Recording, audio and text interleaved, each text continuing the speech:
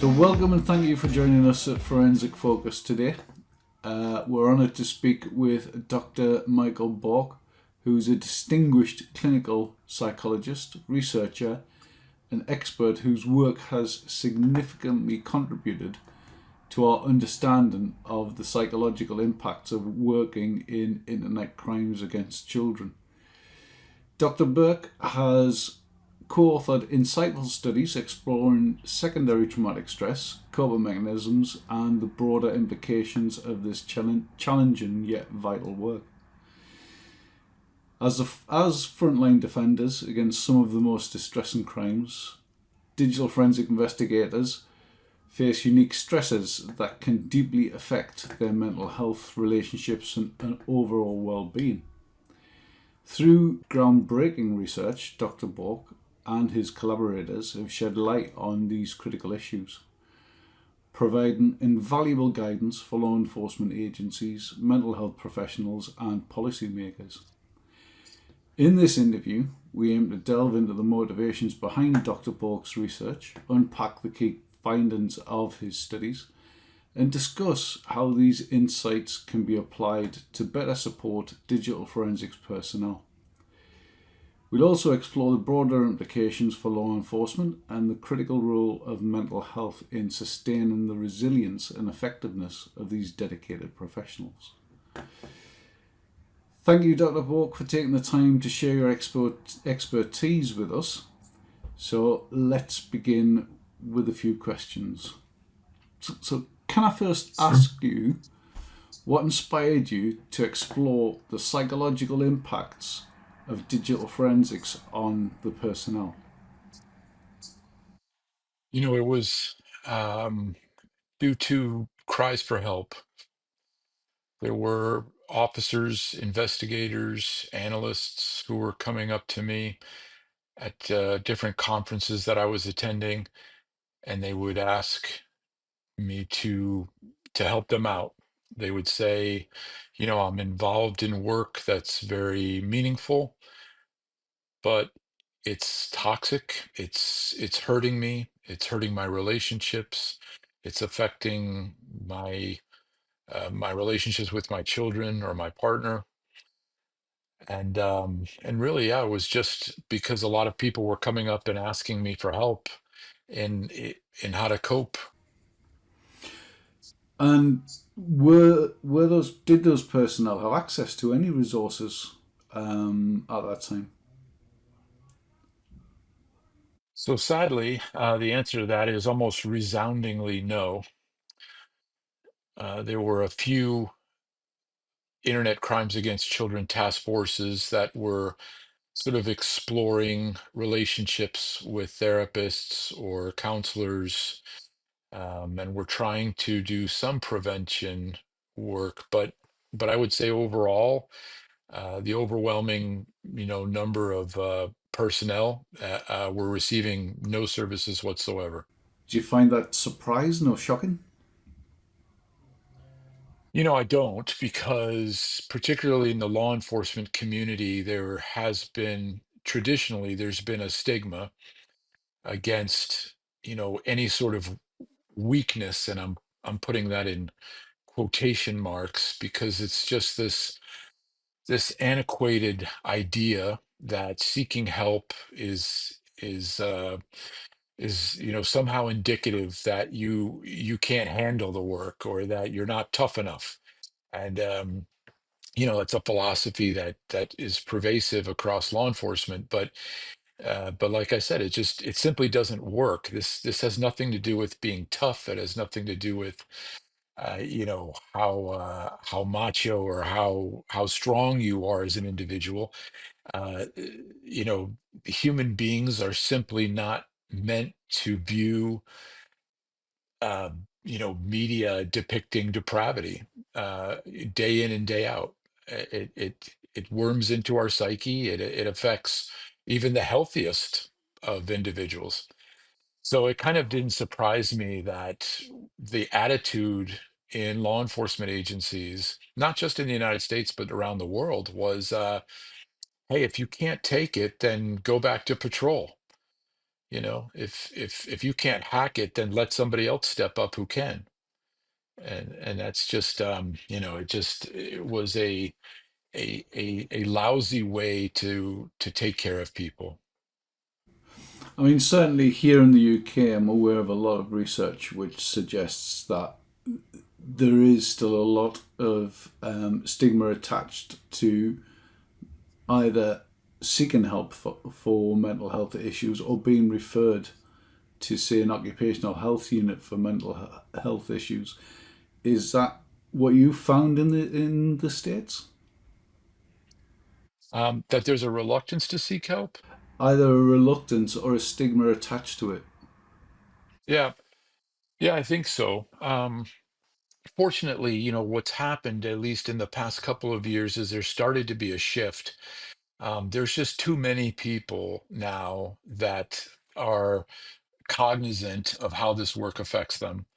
And there is growing insight into the fact that we have to, uh, we have to do more work, and we have to select people differently for this work. And then B, we need to prepare them differently for the work.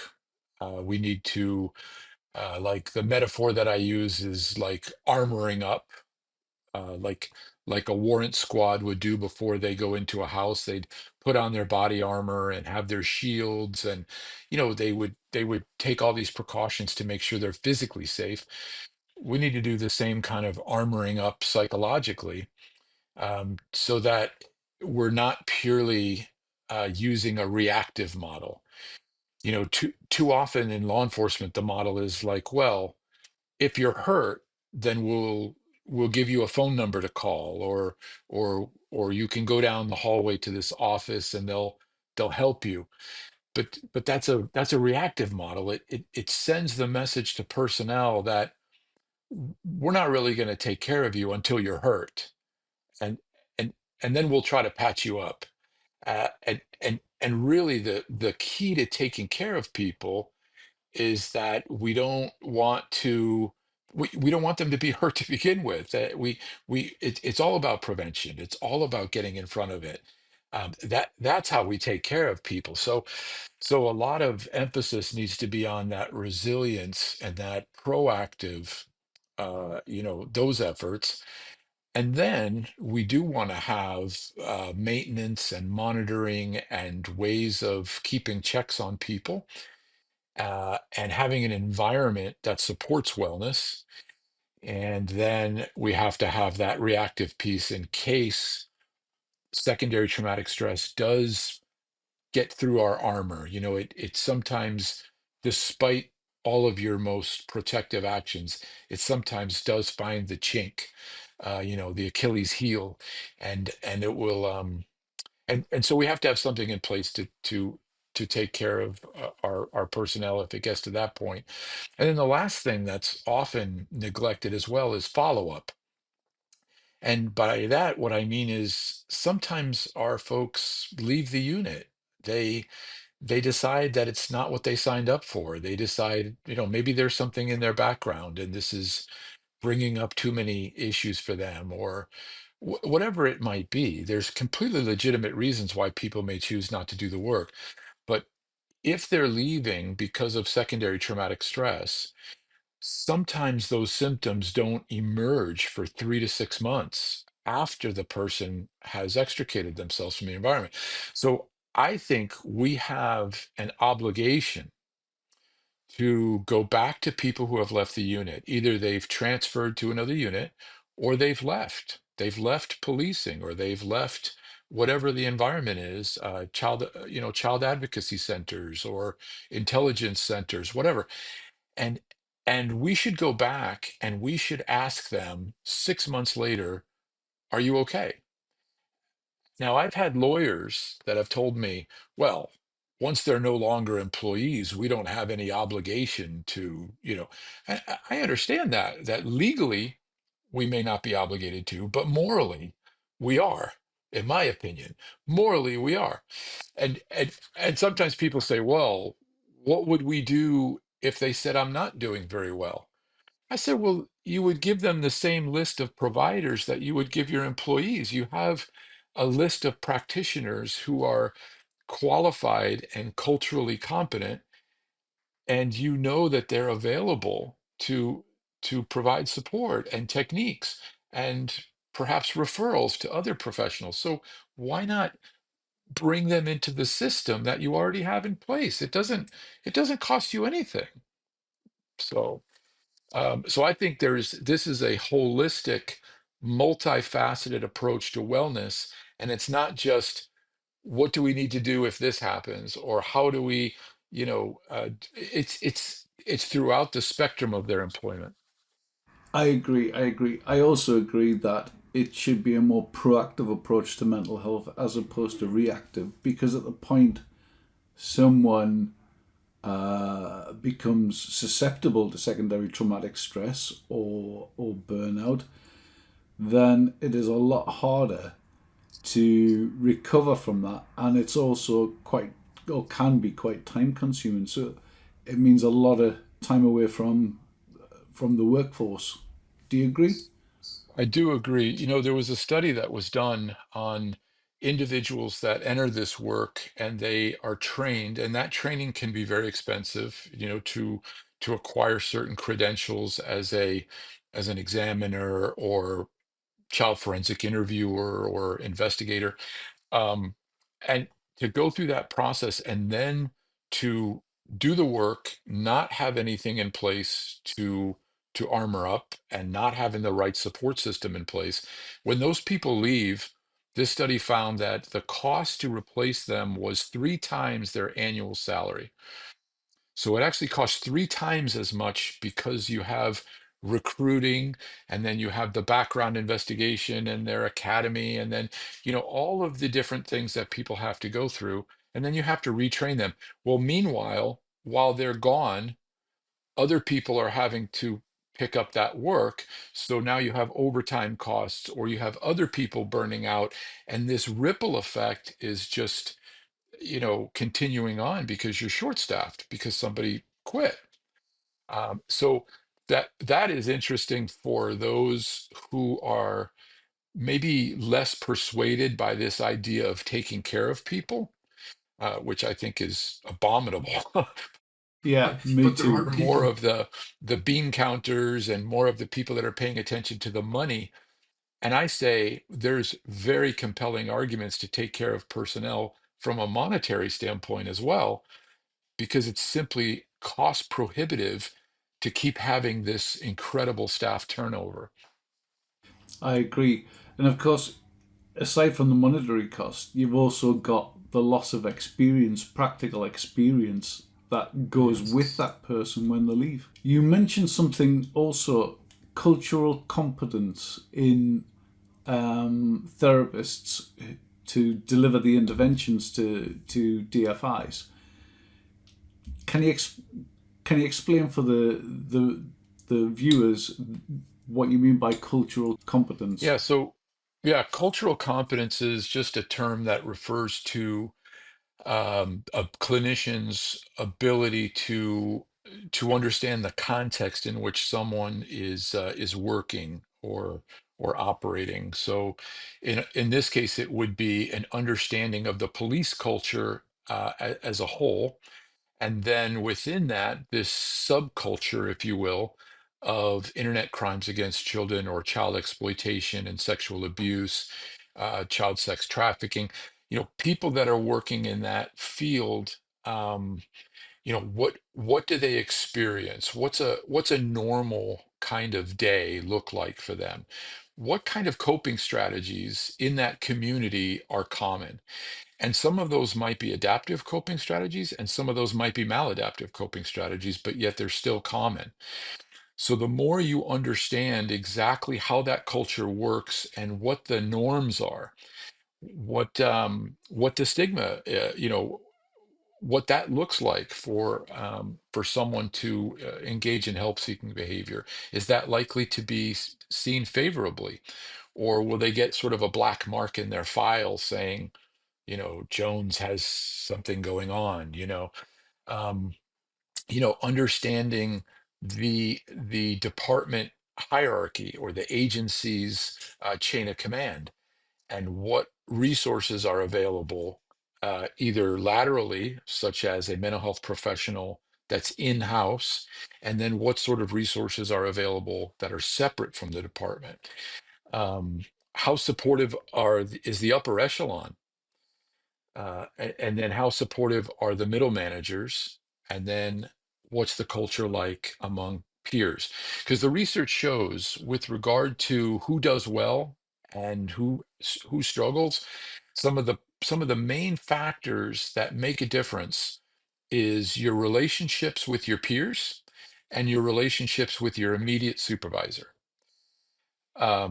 Those two relationships are by far the most important factors in being able to sort of vent or release, download some of this secondary trauma on a regular basis.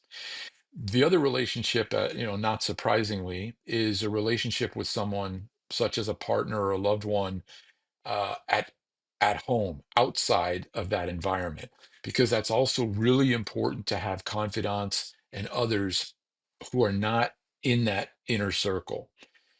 Now, interestingly, there's a lot of police officers will tell you, well, I can't take work home.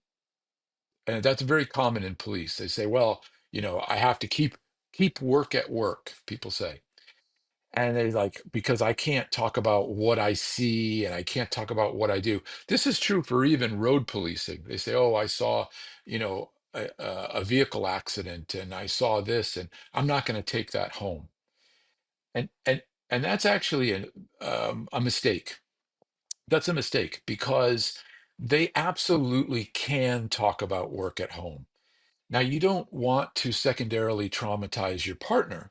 You don't want to go back and give them all of the details and all, but you can absolutely go home and say to your partner, I've had the worst day I've had in a month. And you can even say, the series of child abuse material that I had to view was a child that's the same age as our child. Or the name of the series is the name of my nephew. Something that made you a little bit more vulnerable, and it upset you more than more than average. And that's not going to traumatize your partner. That's not going to secondarily affect them, but it it can result in you getting some extra care and support from the person who cares the most about you. And otherwise, we've left them out.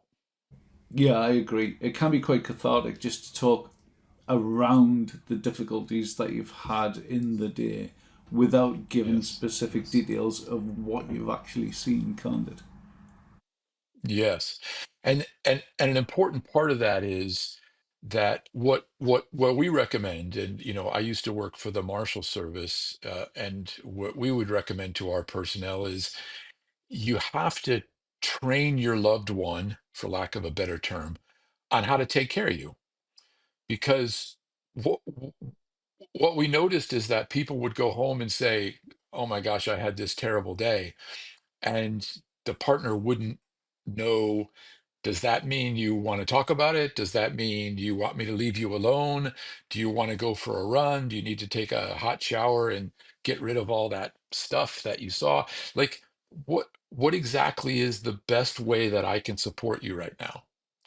And so we say, you want to sit down before all of this stuff affects you and say, if I say X, this is the best way to support me. This is what I need, Um, yeah, we've had some very interesting cases where the lack of communication with people actually backfired.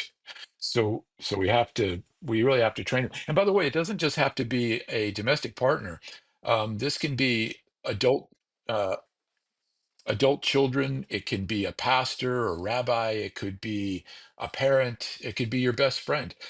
The key is to involve people in your social support system who know you well, who say, you seem a little bit off, or you seem to be drinking a little bit more, or you haven't been going to play cards with your friends as much.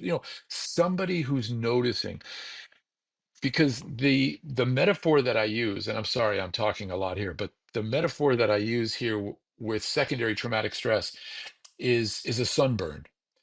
Like, we know that this environment is potentially toxic. Like, we know that these things that we view are not things that a normal person should have to view all day long every day. We're just, as human beings, we're not set up to view morally abhorrent videos in color, in sound, in, like looking through a window almost on our computers. We're just not meant to do that. So I say that that material is potentially like radiation, like from the sun. And a lot of times we don't know that we've been affected until one of two things happens. Either A, that damage has accumulated so much that we're burned. And in the world of child exploitation, that initial radiation is what we call secondary traumatic stress. When it accumulates up to a point where it has hurt you, that's what we call vicarious trauma. So now you've moved from experiencing a stress into now becoming traumatized. And the second way that we realize that we're being affected is, going back to the sunburn analogy, is if someone says your skin is red, you're you you haven't been protecting yourself like you should. Uh, and so that's usually how people know that they're getting burned, is either it begins to hurt or someone lets them know. And it's the same thing with secondary traumatic stress. The more people you can involve around you who know you and care about you, they're the ones that are going to say, have you been putting on sunscreen? Have you been protecting yourself? Have you been going through these rituals and these protective practices when you go into work? Because what I've noticed is you're beginning to get hurt, you know. I think that's an excellent analogy. And speaking from personal experience, I didn't talk to my family, my wife, my kids about what I'd saw on a daily basis at work. I put it into a little box. I put a lock on that box, and I put it away until I returned to work. And just in exactly the way you've just explained it, it gradually grew and grew and grew until I couldn't hide it anymore. But by that time it was too late, and I didn't return to digital forensics, which is why I now campaign for increased mental health provision for DFIs. But that was an excellent analogy to explain it. In secondary traumatic stress among digital forensic investigators, you highlight the relationship between the frequency of exposure to disturbing material and secondary traumatic stress levels. What practical steps can organisations take to mitigate that impact? Yeah, so I actually teach entire courses on this because it's uh, first of all, there's many different things that organizations can do. I think I have over 100 different categories of things and different techniques and whatnot. But the second thing is, what I have found over the years is that it really needs to be customized for each agency or each department, because um, there's a big difference. For example, when I was helping Interpol in Washington, D.C., there was one person that really needed the safeguarding, and that was the person who was receiving all of the phone calls and all of the emails from all over the world. And many of those were in different languages. And basically, she didn't know what she was going to open until it was opened. And it might be a suicide, or it might be an act of terrorism, or a drug cartel act of violence, or it could be child exploitation material. So when you think about resilience, a lot of it is the preparation is knowing what you're about to encounter. So, for example, Paul, if I knew that every day at 3 o'clock you were going to punch me in my arm, um, I mean, I'm sure you've got a good wallop from policing, and it's going to knock me back. But if I can steel myself for it and kind of lead into it, I'm going to survive. It's I'm going to going to be reduce okay. the effect, isn't it? Yeah, but that unanticipated punch out of the blue is going to knock me down, right? I mean, it's there's a lot to be said for that preparation. Well, she didn't have the ability to steel herself psychologically for what was about to enter her psyche, right? I mean, so there was no filter she could put up to guard. Well, that's very different from war crimes investigators over in Geneva at the UN, who are looking at mass graves and war atrocities and interviewing victims of torture.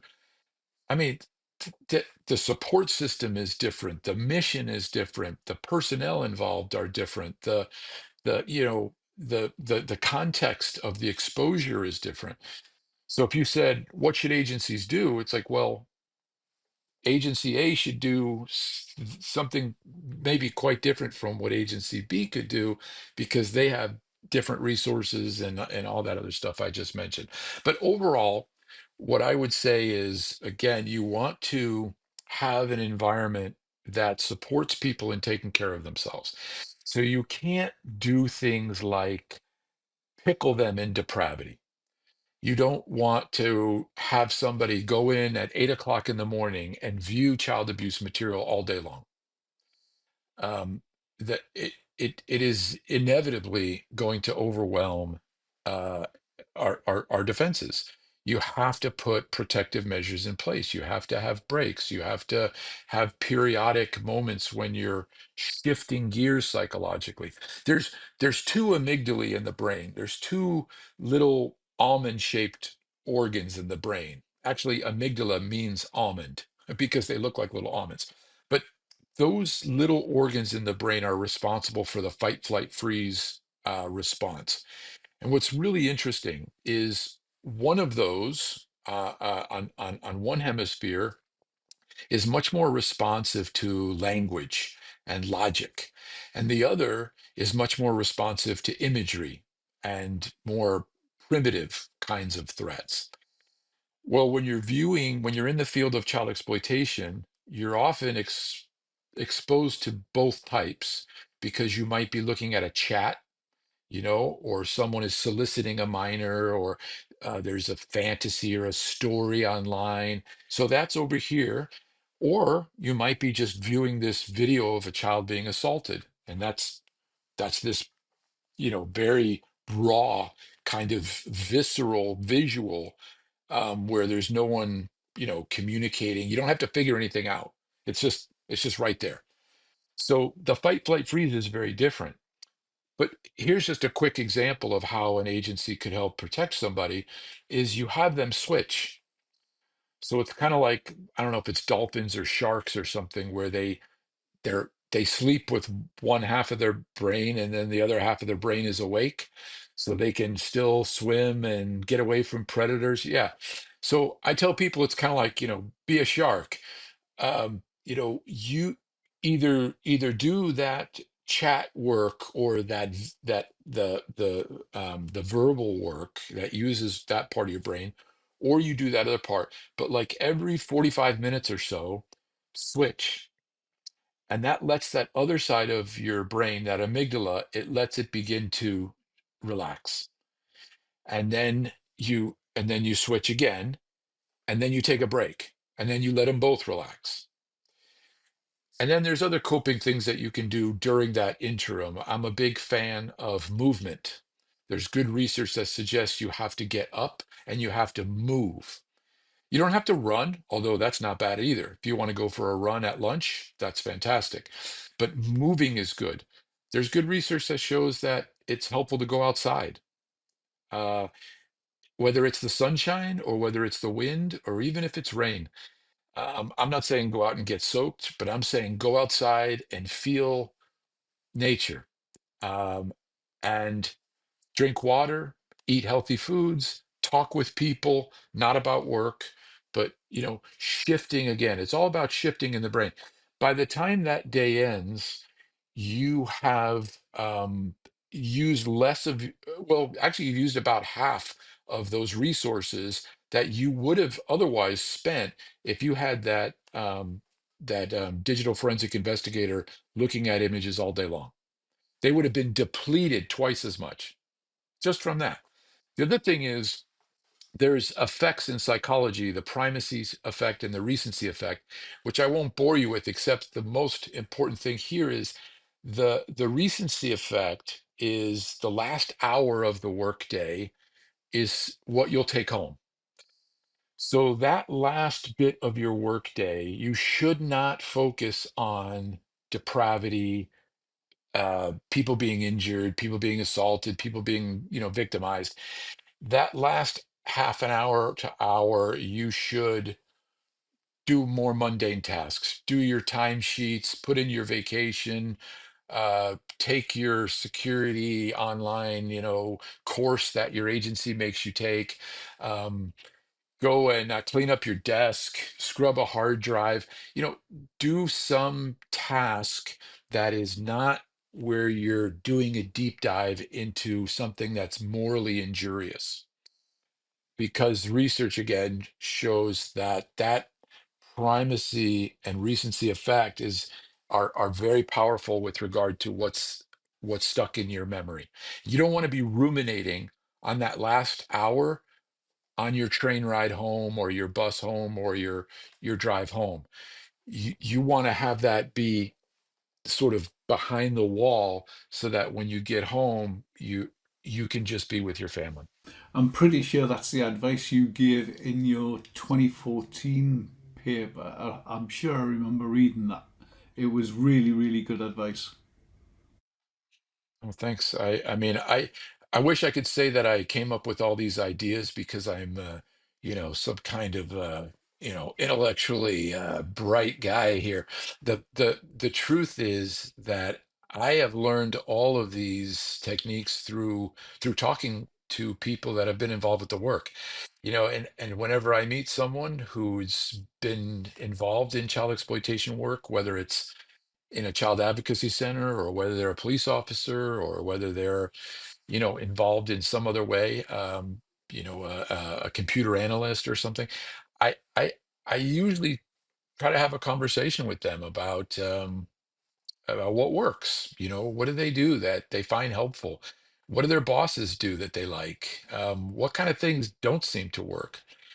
And then we put out a what we call the National Wellness Survey 5 years ago, and that was a collaborative venture between academia and law enforcement. And we sent that out across the United States. And we just asked those questions of first responders. And we said, what what have you tried? And how effective was it? Did it work? And if so, why? And if not, why not? And if you didn't seek help, then what stopped you? Was it financial? Was it stigma? Was it that you were afraid it would hurt your future promotional opportunities? Was it that you just didn't know how to seek out a therapist? I've had officers tell me, I don't know the difference between a psychiatrist and a psychologist. I don't know what a Freudian is and what a Jungian is and what a cognitive, like, I don't know.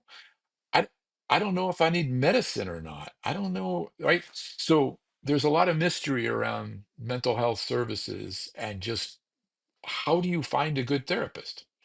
So On the subject yeah, of the National Wellbeing Survey, you're busy preparing to distribute that again, aren't you? yeah, we are. We weren't sure how many people would respond to this because it's a long survey. It takes about 35 minutes, and people told us you're not going to get cops sitting there for 35 minutes filling this out. And you know what? I said I disagree with you because I have met way too many digital forensic examiners, investigative or not, and child advocacy personnel who are thirsty for for more work to be done here. They really do want studies to support what they know intuitively. They're talking to their brothers and sisters, and on the thin blue line here, and they want to convince the bosses, or they want to get more resources to take care of themselves, and it's a legitimate ask. And so I said, I think they are going to participate. And we had 8,000 respondents. I think it went out to 14 and we got 8,000 back. So, I mean, that's an incredible response rate. And it just speaks to the fact that people want people want more answers, and they want more support from academia about what they know experientially is true.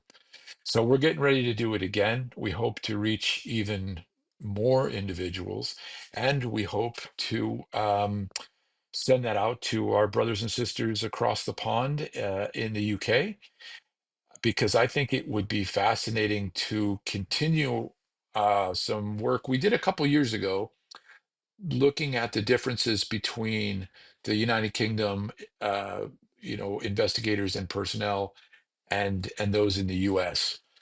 And there might be something that we can learn from each other there. There might be some gaps or some best practices, and we're still learning. I mean, this is not anything that we've got it all figured out. I think it's going to be a constant learning process of how can we better take care of our folks. I agree. And I have to say, talking about the National Wellbeing Survey, I will absolutely do everything I can to help distribute that here in the UK, because I think the I comparative appreciate that. analysis between the US and the UK will be really, really interesting. It'll be an exciting thing to see. I agree, and you made that offer before our podcast today. I'm very grateful for that, because I don't have certainly as many as you would have. I don't have a lot of connections over there to distribute that. But I believe that there, no matter where I go, I've been to 34 different countries training and speaking to folks, and no matter where I go, from here to Australia, Central and South America, Canada, it's one of these universal things. It's just about being human, and viewing something that's evil around the world. Yeah, I agree. Before we go, can I ask you to talk about the Forward Centre, which you were talking to me about when we had a chat a few days ago? I think that's an incredible achievement, and I think it's really important to share. Yeah, I agree with you. I was asked to participate in the Forward Center. It's the Foundation for First Responder Wellness and Resilience is the full name of our nonprofit organization. And but the center that we're going to create, we just call it the Forward Center. The acronym kind of spells forward. But essentially, this is a group of police professionals, fire professionals, dispatchers, or emergency communication operators, EMS, emergency medical services. Uh, I think you call them blue light, maybe blue light services. Yeah, we do blue light. What? Yeah, Anyway, yeah. So we've gotten together a number of mostly our chief executives. Most of the folks are chief executives, but not everybody. And the idea is to create a facility that is devoted toward wellness. And so it's a holistic center, and it includes it's a building that's about $10 million was donated, and I think we're going to be shifting buildings. But the top floor is devoted toward like traditional psychotherapy, counseling and traditional psychotherapy. The second floor right now is a medical floor, so it has psychiatry, and it has sleep studies, which are very important. Sleep is a very important part of wellness. And There's other uh, medical type of assistance. Acupuncture may be offered there as well. And then on the first floor, we have chaplains. We have a facility dog training program. We have our administrative personnel. And then on the top floor is a green space for things like yoga and meditation and, people that just kind of want to have some time to themselves for a few minutes or what have you. But the point of this center is that everyone in that building will be culturally competent. Everyone will understand the culture with first responders, fire, EMS, corrections, police, and they will be specially trained in whether that person is a homicide investigator, if they're an internet crimes against children investigator, if they're a firefighter, if they're a correctional officer. They will understand that world. And this facility is solely for them, and it is going to be available to them regardless of ability to pay. So if they can't afford it, or they need to be on a sliding scale and they can only afford $5 or whatever, that's fine.